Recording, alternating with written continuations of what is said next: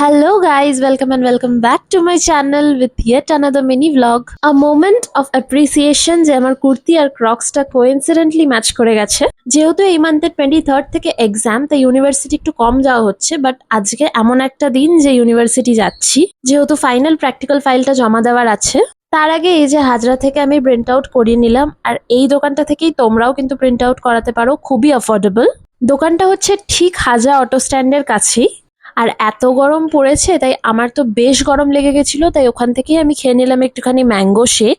এরপরে আমি ধরে নেবো বালিগঞ্জের অটো আমার ইউনিভার্সিটির উদ্দেশ্যে যাওয়ার জন্য।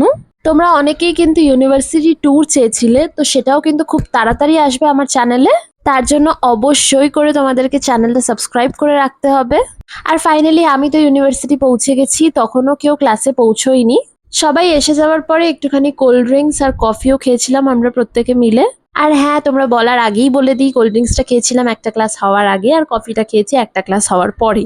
এরপরে হয়ে যায় একটা ট্র্যাজেডি। স্যার আমাদের একটা সারপ্রাইজ টেস্ট নিয়েছিল, যেখানে আমাকে 40 মিনিট ধরে স্যার ভাইভা ধরেছেন। যাই হোক, এই দুঃখ মোচন করতে আমি আর আমার দুজন বন্ধু চলে এসেছিলাম একটুখানি চা খেতে। আর আজকাল আশুতোষ কলেজকে ভীষণভাবে মিস করি, তাই ওখানেই চলে আসি একটুখানি পিসের খোঁজে। নেক্সট দিন ছিল আমাদের মেন ভাইভা, তাই তাড়াতাড়ি করে ওখান দিয়ে বেরিয়ে গেছিলাম।